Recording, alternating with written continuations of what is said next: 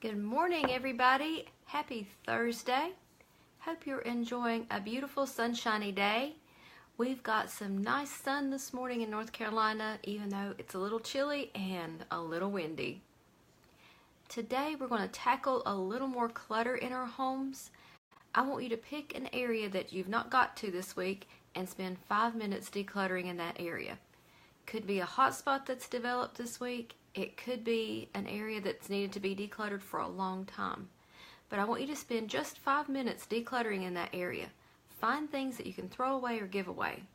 If you have things in that area that need to be put away, of course I want you to do that too.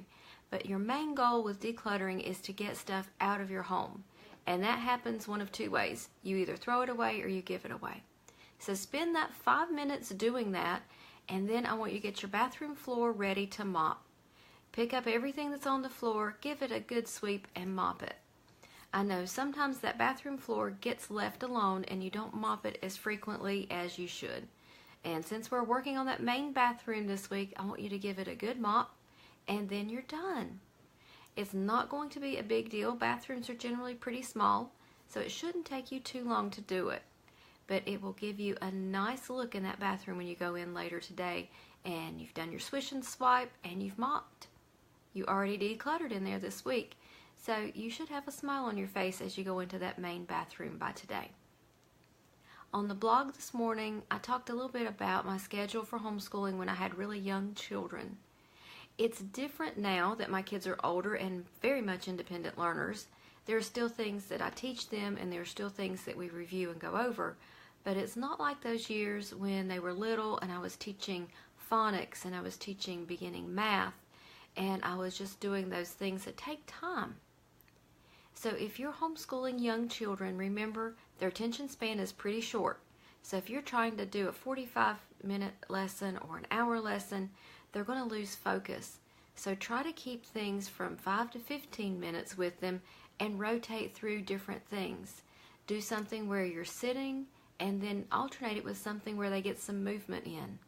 If you've got several children, have everybody at the table and hand out activities for the others to work on while they wait on you. Let them eat snacks, let them play with toys, whatever works.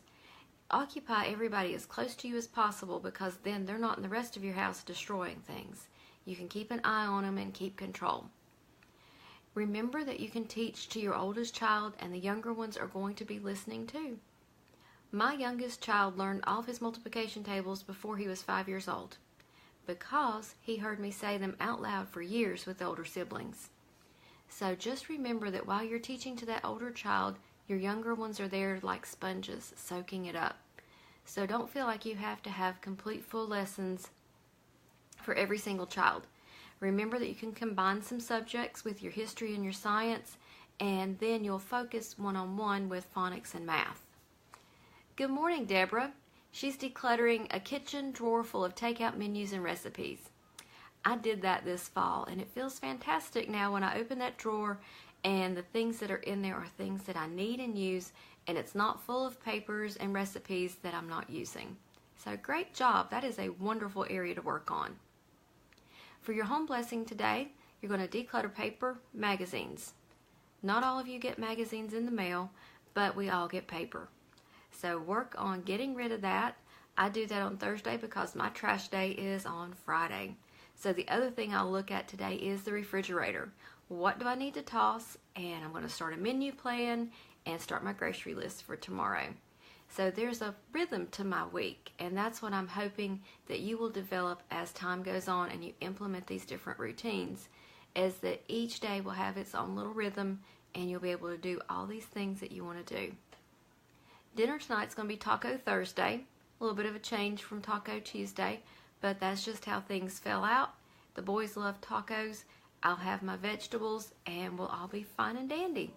I am on week 2 of my plant-based diet, and I feel fantastic. I've not been starving, and I think that it's really helping me energy-wise to get away from carbs.